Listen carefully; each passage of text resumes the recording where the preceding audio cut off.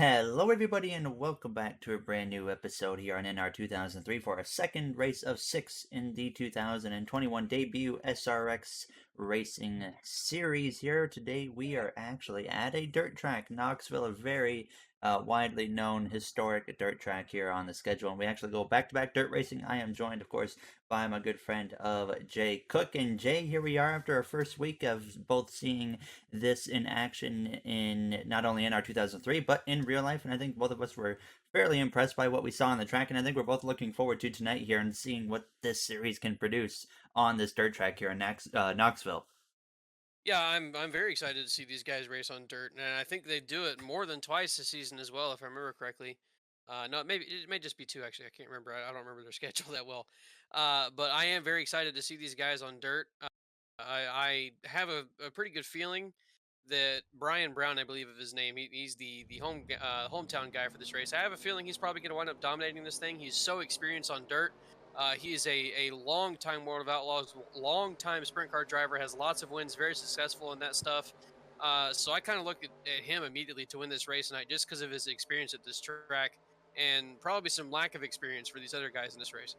So getting ready to go green, we should mention we're doing heats finally now that we know how the format works. So we're going to be doing 25 laps for the two heats and then a 50-lap feature. So this heat right here ends when we hit lap 26. The next heat will end when we hit lap 51, and then the race will end when we hit lap 101, but we ended a couple laps in case there's a late caution with a few laps to go, and that can give us a late restart. So now here we are underway from the SRX series. Right off the bat, we got Michael Waltrip. Jay, we surprisingly saw Michael Waltrip in real life. I think we'll talk about real life a little bit here tonight after seeing what we saw. We saw Michael Waltrip get out into the front in that last race, and I mean, it seemed like at points it was almost kind of hard to pass for these guys. Do you think that's almost a bit of an effect of them being kind of equal performance cars? I think it does have kind of an effect. I mean, there was somewhat of that effect in IROC when that series was around several years ago, but it was still obviously easier to pass in that series as well. They were kind of all in a pack together and stuff. And so far in this series, we haven't seen them be in a pack, and I don't think we'll see them be in a pack just because of how small the tracks are on, the type of tracks they're going to, and I don't think these cars are designed to be that way either. So I think that's probably going to lead to them being not able to pass that much, and it also I think just comes down to in that moment where Waltrip was leading and got such a big lead, at least in the second heat race. I didn't see any of the feature race, but when he had that lead in the second heat race, Paul Tracy was in second place for a majority of that time, and he had damage to his car, so he was essentially holding all those guys up. And they still couldn't get past him either, even with the damage. He was slower than them, but they could not find a way to get around him there for a while. So I think that a lot of it has to do with these equal cars and just the fact that we're at a short track. There's not a lot of on throttle time. You're in the corners a long time at these short tracks, and off the throttle quite a bit. And we got a couple of new guys in the field, or new drivers in the field here tonight. Of course, we got the local guy in the 21, Brian Brown. A lot of dirt racing wins and a lot of success here at Nashville or Knoxville. Sorry, not Nashville. We got Scott Bloomquist in the field as well, a big short track racer. As well as we got Haley Deegan in the one car. Jay, I think we can look at her as a potential competitor here tonight. I mean, of course, a dirt racing background. I don't see any chance why she, or any reason why she can't be a competitor here tonight for the win. I agree with that as well. And she's been pretty successful so far in her short NASCAR career on the dirt as well. So I think that we will see her certainly run up front tonight. I think she's one of the few guys or few competitors in this field that has experience on dirt. So I certainly would expect her to be competitive. And so far, in just about everything she's been competitive in. Obviously struggled a little bit so far in the truck season, but she's kind of found her footing in recent weeks and ran better than she has been. So it would not surprise me to see her have a good run tonight. Now, what about this guy back here in 10th place, Elio Castroneves? I think both of us aren't very surprised to see him back here. Of course, not a dirt background or oval background at all. So I think this is probably just a massive learning curve, not only in this, but in real life. I think he's going to be in for a huge learning curve this weekend. Yeah, I think this is probably the time where we're going to see Elio be one of the slower cars on the track. I have no idea if he's actually done any kind of dirt racing before. I'm just assuming that he hasn't because I don't believe that he has. And so I think this is going to be the track where he really struggles, at least at the beginning anyways. He may be able to figure it out kind of quickly, and we'll see him charge to the front. But I have to think that we'll see him kind of start off slow, maybe maybe find himself a lap down if he's that off the pace, but I don't think he'll be that slow. And then, you know, we might see him in the feature race run pretty well, because I have a feeling Elio will get acclimated to it pretty quickly. But yeah, I also believe that he's going to struggle going into this weekend, and even Tony Kanaan might struggle as well. But I believe he's also got some kind of experience on dirt before. He's raced in so many different things all across the world. So I don't know how much Tony's going to struggle compared to Elio. And you're seeing that local guy, Brian Brown, work his way through the field up to 4th place here. But up front, it's still Michael Waltrip already closing in on the final 10 laps of this first heat here in Knoxville. But Paul Tracy doing a superb job right now here in Knoxville, the Canadian. Another guy that I don't think we'd expect to be looking at a competitor here in Knoxville now. Not a dirt background for him, but he's so far having a good run. Tony Stewart, of course, running here in 5th place, the series co-founder, along with Ray Evernham. We got Ernie Francis Jr. just behind him there in that 6th position. Bill Elliott. Jay, what do you make of Bill Elliott so far? I think in real life, I think we could both agree. When I was coming in to watch it, personally, I didn't think he was going to do very well at all. I mean, I look at his age, he's way up there, and I was like, he's just going to be in the back the whole time, but I think we can both agree he did actually a pretty solid job for the situation. He did a lot better than I was expecting. I was kind of like, you know, I didn't know what to look for from him. I didn't think it would be that competitive, especially when a good amount of these guys in the field are still running races now, and he's kind of not. He's been out of racing for a couple years now, and he's certainly been out of racing around competitive guys from some of the world's best series for a long time now. So I didn't really expect him to run that well, but he actually ran pretty decent and did not look that bad. He actually looked competitive, so I was surprised to see that. And hopefully, as the series goes along, he actually gets more competitive. And I mean, maybe we see him get a win. I don't know if that'll happen, but that would be very cool to see. See Bobby Labonte scrapping it out with another IndyCar veteran of Marco Andretti. Of course, he's retired from full-time IndyCar racing at this point, coming into this season. Now, as he, of course, focuses on other types of racing, like the Superstar Racing experience right now, is Tony Stewart now under attack from Ernie Francis Jr. here, as he looks like he holds him off. But right now, on the final 5 laps already of this first heat, we're seeing Paul Tracy actually close in the gap a little bit here. And now, Jay, of course, points are awarded for these heats. So honestly, I mean, it's only a 6-race season, so every single point, of course, is going to be so crucial here. If you're Paul Tracy with only a few laps to go, you can see him closing in on Waltrip lap after lap. What do? Do you get aggressive here, get physical, maybe move him out of the way? Because that 1 point can make a huge difference at the end of the year.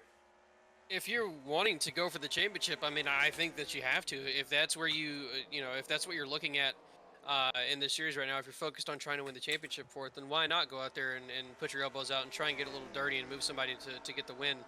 But if you're just kind of here to have fun and do whatever and not really race like an idiot, then you're probably fine with second place right now and taking that points. Of course, the guy in front of you. If you're Paul Tracy right now, the guy in front of you is not technically running for points. Oh wait, no, that's Michael Waltrip. Yeah, he's running. Yeah, my bad. For some reason, I thought that was a 21. But anyways, of course, I think it all just comes down to how they want to run this season. If they want to actually compete for the championship, or if they're just here to have fun and goof off and mess around and see what they can do, and not really race each other too aggressive. Well, final lap here as they come through 3 and 4. Heat 1 is going to be won by Michael Waltrip here in this first heat, as Paul Tracy comes up a little bit short. He kind of lost a little bit of ground there right at the end of that heat. So there you see the rest of your top 10. So overall, some solid racing. They kind of got single filed out there as the run went on. Not everyone wanting to damage their vehicles right now. Surprised by Bloomquist running at the very back of the pack. But either way, caution is out, and we're going to get ready to go for another restart here in a few moments' time. There was a bit of a stack up right there. It looks like everybody, though, seems to be okay. So we're going to go for an extremely quick break, and we will be back here in just a few moments from Knoxville to bring you to the end of this second heat for you here from Knoxville Speedway.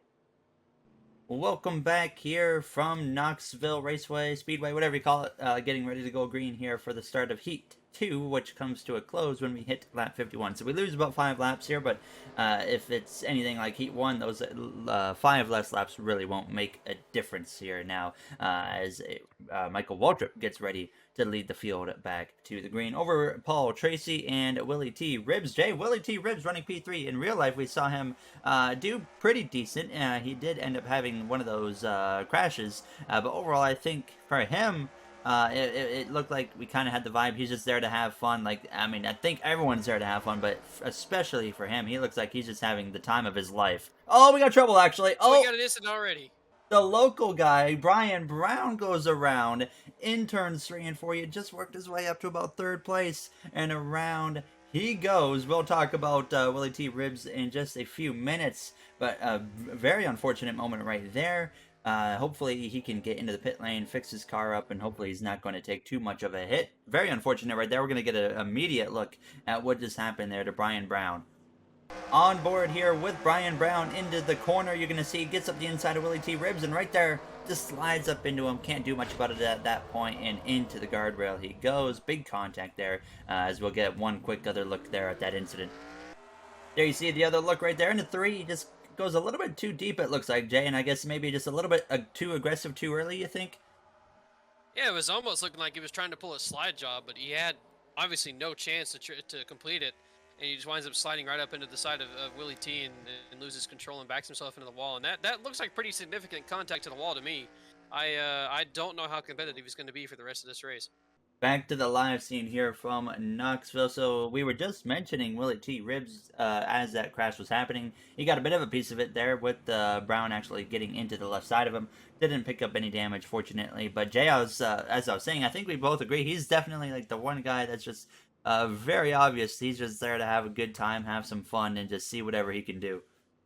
It was very obvious from the initial press day they did. I remember him giving some kind of funny and wacky answers to some of the questions, and the way that he was talking about they asked him something about has he ever heard of this certain thing before? I don't remember exactly what it was, but the answer he gave to it was just completely wacky. So I could tell the man was just there to have fun from the beginning, and then the little mid-race interview they did with him, he was specifically just talking about just doing this to enjoy himself, and if whatever happens, happens. And so it looks like so far he's had the most fun with it. I'm sure that there's other guys that obviously are having fun with this too, but he looks like he's really enjoying himself, and he was decently competitive before he got into that crash last weekend. So we'll see what he can do. Running P3 right here, having a good run in Knoxville so far. Now, as it's going to be probably about 15 laps to go when we get back going green, so they're going to do about one more lap around here, I'm assuming, before we get that one to go. Now, Jay, the pace car, that's something, a bit of a topic, I think, in the SRX series this year. The official pace car they're running for that series, probably one of the most, I guess, unique pace cars I think I've ever seen. You could maybe call it definitely when we were talking about wacky, it's definitely fits into that category of probably the weirdest pace car I think I've seen in quite some time. Yeah, it's definitely an interesting pace car, and then it's also interesting with the lights they have on it. They don't just turn the lights off when they're going to go green. They turn some blue lights on, and that's something I've never seen before. I don't know if that's a short track thing that's normal to that, but it's certainly not normal to me, and it was interesting to say the least. And there you see the lights go out on this pace car, indicating that we will be going green this time by after our first incident on the day. Just a single car crash. There you see Brian Brown right there in the 21. So there's definitely some damage on that 21 car. We're going to see if maybe he can still find a way to work his way through the field. He was going for P3 at the time of that incident, clearly showing some speed in that car. So we'll see what he has here in Knoxville Raceway for the rest of this second heat, and then the 50-lap feature taking us to lap 101 to complete this event here. Now, as pace car is off and out of turns for Michael Waltrip, who has led all 36 laps so far, leads the field back to the green over Paul Tracy here as we're back underway. I mean, Jay, Michael Waltrip, another guy I definitely wouldn't look at as a top prospect when it comes to a dirt series, but here he is right now having a superb run, leading every single lap so far. Do you think you can see this continuing throughout the rest of this race into that main feature? Certainly seems like it could be. I mean, he was dominant in that first heat, and it looks like already so far he's going to continue that dominance tonight. I guess when he said he got in shape and was in the best shape of his life, I guess he meant it. But I mean, Willie T is also being aggressive here right off the restart. Yeah, Willie T. Ribbs making a move up the inside of Paul Tracy now. Can he make it stick? It seems like it's very hard to make these passes on the inside there, as it almost turned into a bit of an incident, but can't quite make it stick now, as he looks like he'll have to settle in to P3 a little bit further down in the towards the back of the field. Bobby Labonte up the inside here, trying to make a pass on the one car of Haley Deegan, but she will also hang on the top and stay clear, as now Marco Andretti is trying to make a move there to the outside of Bobby Labonte. Couldn't quite pull it off either. So right now, Waltrip and Tracy coming up already on 10 laps to go in this second heat now, as it looks like Waltrip's just going to stay defensive here over that number 13. Tony Stewart having a decent run right now here. Honestly, Jay, I'll be completely honest, I thought he was going to have the biggest advantage. He knows exactly what's going on with these cars and everything this in this series. I mean, he co-owns the thing. I thought he was going to have a huge advantage, but overall, I mean, in real life, he actually seemed to be just kind of pretty average against everybody. Now, I think I don't remember where he finished in real life. I think it was top 5 at least, maybe even top 3. But overall, I think that goes to show that just how even the series is, even when Tony, who knows exactly what's going on with these cars, is going to have a tough time winning these races. Yeah, I was fully expecting him to be up towards the front and probably competing for a win last week. And honestly, I think that we'll see that happen before the series ends, just because of how good Tony Stewart is.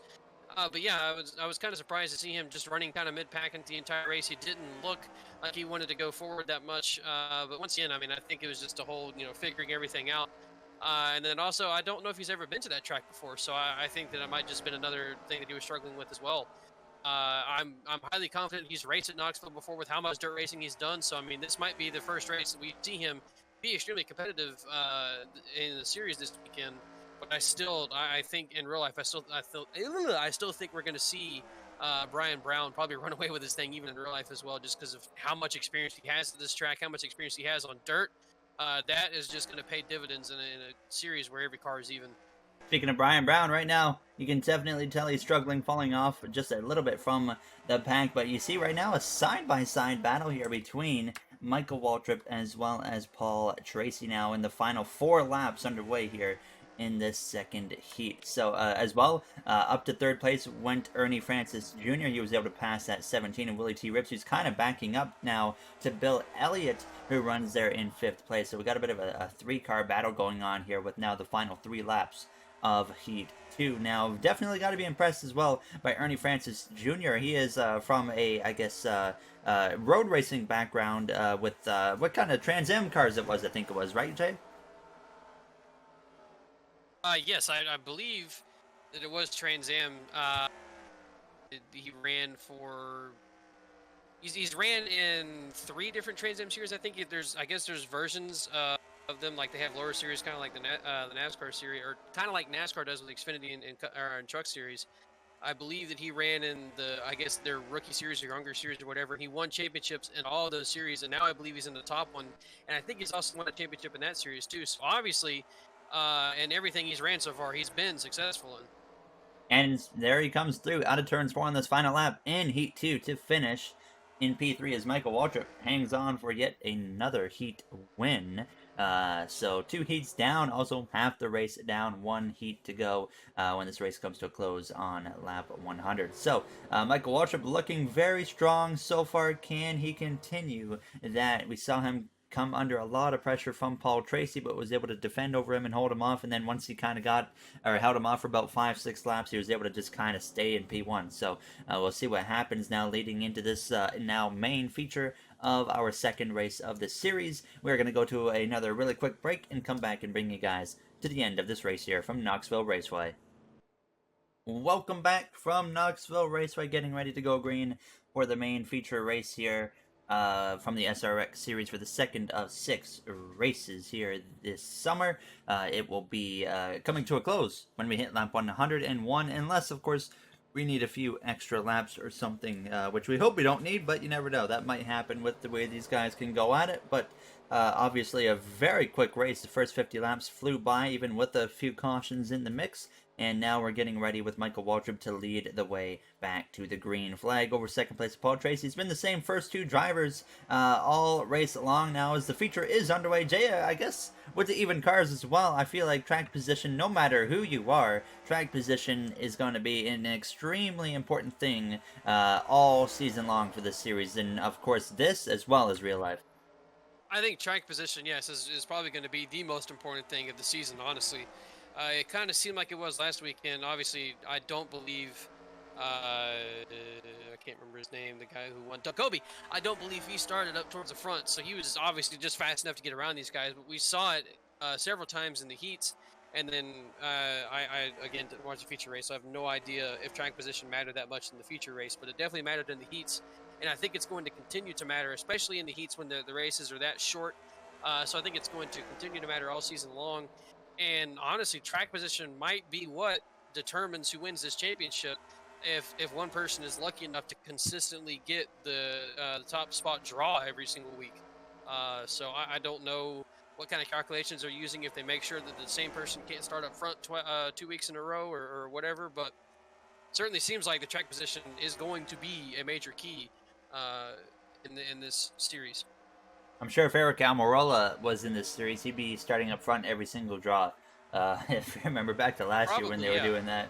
Now, as you see at the back of the field, though, some battles going on with Bobby Labonte, Haley Deegan as well, right on the outside of him. You got Marco Andretti, Scott Bloomquist, as well as the 3 of Cash Fernandez, and then the 21 of Bryant Brown there, the local guy who crashed out, unfortunately, and has been a little bit off the pace. He's not way off the pace, but definitely his car not in good enough condition to compete for really anything other than last now at this point now. As you see, a lot of single file action going on right now here on lap 62. So obviously, Jay as well, these guys, they're not going to be making any pit stops in this race. So do you see, I mean, maybe someone is saving their tires. Do you see tire wear maybe becoming a factor before this thing comes to a close on lap 100? Honestly, I don't know. It's entirely possible that it does, but I don't know how the tires wear on this car. I don't know how they wear at this track. I think if tire wear is there, then it's certainly going to be a factor no matter what. Tire wear is something we always have to worry about, and drivers always have to pay attention to. But I'm not sure how much the tires wear at this track, honestly, and I don't know if it's going to be that big of a factor. But if the tires do wear, I have to think it'll be some kind of a big factor. And if you're able to save your tires while also running decent, like 4th or 5th place, maybe towards the end, you can get that tiny bit of an advantage and really go at the leaders. We'll have to wait and see if maybe that is going to be the case. Haley Deegan trying to make a pass there on the 18 of Bobby Labonte. She's been trying to complete this pass for a little bit, still can't quite pull it off as Labonte's just been able to hold that outside and just maintain up there in about 7th place or so. So they continue side by side down into turn 3. She might be able to complete the pass right here. We're about to find out. Looks like, yes, sure enough, Haley Deegan moves up into 7th place now, but Labonte's already trying to make a pass there. Is actually up now in 2nd place. Ernie Francis Jr. up the inside of Paul Tracy now as he's going to try and move up into that runner-up spot now. As just behind them, you got the 17 of Willie T. Ribs still running P4. You got Bill Elliott 5th, Tony Stewart in that 6th position now. As I mean, we got some nice side-by-side battles going on right here, as it looks like right here into 3. Sure enough, Ernie Francis Jr. up into 2nd place. Jay, I think he's been one of our biggest movers so far. We've been consistently seeing him move through the field, and he's putting on a good show here, coming from a Trans Am road course background. He's doing a superb job right here in Knoxville. I believe this is the first time we've seen somebody other than the 15 and the 13 be the top 2 drivers this race. So he's certainly been able to make his way forward, and he's looked good so far. And there is a decent way to go in this final or in this feature race. So I think that if he keeps up this pace and the tires don't wear away, he'll be able to get past Marco Waltrip and probably run away with this thing. I mean, it seems like he has good enough pace to do that at the moment. And there you see now Bill Elliott side by side with Willie T. Ribs. That outside is a massive advantage through turns 3 and 4 especially, it seems like. But turns 1 and 2, the guys on the bottom can kind of hold their own, as you see right there. Now Elliott completes the pass on Willie T. So he moves up a spot. Now Paul Tracy's trying to fight back on Ernie Francis Jr. As well. Back here we got the 98 of Marco Andretti trying to take a look up the inside of Bobby Labonte. Haley Deegan trying to run down Tony Stewart. But some good battles going around right now as Michael Waltrip, though, continues to lead the way here in this main feature race now. As he's been just kind of steadily holding about a 3 to 4/10 gap all race, it seems like, once they get settled out. So we'll see if we can keep on doing that. Now, there's a lot of dust kicking up here on the track. The visibility is not great now, of course. And Jay, I remember it was a bit of a weird topic, but NASCAR, there was a big thing about, of course, visibility and whatnot with the dirt track. And SRX almost could kind of say called NASCAR out and made fun of them for running the windshields instead of taking them out and doing what SRX are putting like a, I don't know how you explain it, but not a windshield, you know, but almost like, I wouldn't call it a net, of course, but you know what I mean, basically. It's like a window net that is like out of steel. No, I did not know that SRX was doing that. I saw they did their little dig at NASCAR at the time, saying that no windshields here, and so I just kind of assumed that they were actually going to be running it without windshields. I didn't know they had something implemented for it this weekend, though. So that'd be cool to see. I actually didn't know about this. I thought that's what they were doing. I mean, maybe they just don't have anything at all. It's entirely possible they are. I haven't heard whether they are or aren't doing anything. I just remember the tweet that they did to NASCAR, kind of digging them, saying, "Hey, no windshields here," and that was, kind of silly to me that they were, making that kind of tweet. But that all I know of is that they aren't doing a windshield. So if they do have something kind of different implemented for the cars this weekend, cool. I don't know about it, though, so I'll have to wait for it and see. We'll wait and see what happens there with that. Now as they're running single file pretty much everywhere. Now as Hailie Deegan, though, has run down Tony Stewart, and we're seeing her continue to move forwards here in the closing laps of this race. Already closing in on the final 20 laps here in the SRX Knoxville Raceway main feature. So definitely got to keep an eye on what's going to happen there. Paul Tracy, though, putting some pressure back on Ernie Francis again. Can he complete anything? We'll have to wait and see what happens with that now. As Stewart definitely under some pressure. I mean, Jay, we talked about the tire saving thing. I think if that is a factor, I think we can kind of come up with an idea who has maybe been saving their tires. Yeah, I think that we'll get that as this race goes on. As it certainly seems like we're now starting to get some of these guys back here towards the middle of the pack. They're kind of starting to group up a little bit and maybe work their way forwards a little bit. I think Willie T has been slowly kind of falling back ever since this race started, so I don't know if he kind of overran his tires a bit in the first two features, because he was looking really strong there for a while, but so far in this feature, he's been losing positions. And there you see Stewart right behind Willie T. Ribbs there. So that is 5th, 6th, and 7th. Ribbs through Stewart, as well as Hailie Deegan, who gets into the quarter panel right there of Tony Stewart. Definitely trying to make that pass happen, but she's having a tough time there just getting that opportunity to make a quality pass. Once again, to his left rear. This might be the opportunity right here, actually, into turns 3. We know how strong the outside is on this part of the track. So Stewart, he's definitely going to be able to stay ahead, but if Deegan can just get back up the inside in turns 1, will she be able to do it? Does not look like it's going to happen there. Fights back on the exit of turns 2 down the back straight away, but still can't quite seem to pull it off now. So she's going to have to continue to work on that now, as she is right on that door. I think she got very loose right there in turn 3. It looked like she washed up the track and almost got into the side of Tony Stewart. Definitely did see a little bit of a bobble there come out of that one car, but she keeps on fighting up the inside, but just can't quite seem to complete anything here. Now, honestly, she might have to just get physical, maybe move that number 14 car out of the groove, but we'll wait and see what happens with that. Now, as up front, still a 3-car battle between Michael Waltrip, Ernie Francis Jr., as well as Paul Tracy. Jay, at this point, we only have 15 laps to go in this race. Do you think anybody has anything for Michael Waltrip? I thought it was going to be Ernie Francis that had something for him. He kind of charged up to the field, got right around Paul Tracy, and I thought he was going to go right at Michael Waltrip, but it seemed like the run he had just kind of died, and it could be all, once again, coming down to track position as well. Michael Waltrip just might have that little bit of an advantage with clean air, but Paul Tracy's coming onto the attack here on Ernie Francis, so maybe it's possible he used up his tires as well, charging to the field. And there you see, coming to the final 12 laps this time by. I mean, Francis, he's close. He gets there, like right there, he gets within a car length, but then he just can't seem to get closer than that. Now, as it's a 0.29 seconds, so just slightly below 0.3 of a second at the line there between Waltrip and Francis. But now, I mean, he's close But is he close enough? He's going to probably have to get physical here if he wants to do anything to beat Michael Waltrip in that 15 car now. As we look through the rest of the field, unfortunately, the local guy, Brian Brown, way off the pace here after being involved in the only incident so far here on the night in Knoxville. Scott Bloomquist still down there in P11. And then you got the number 3 of Elio Castronenevs having a rough day here as well in P10. And then you got Bobby Labonte, Marco Andretti there, 8th and 9th. But still a 3-car battle right here between Rib, Stewart, and Deegan. And then once again up front, Paul Tracy, actually. I didn't even notice that. He has now completed a pass on Ernie Francis Jr. So now with 9 laps to go in this race, Jay, it all of a sudden seems like Tracy maybe backed up the pace a little bit, preparing for a potential late race dash here. Yeah, he's been going at Ernie Francis for the last couple of laps now. And I don't know if he's going to be able to get this pass done just because we've seen so many guys struggle to get the pass done on the inside here. That outside lane is so dominant. But if he's got the truly... Oh, wait, never mind. Paul Tracy's around. I'm telling you, the screen fuzziness, I cannot tell. Uh, so sorry about that. I was commentating like he was behind. It was hard for me to tell there for a moment.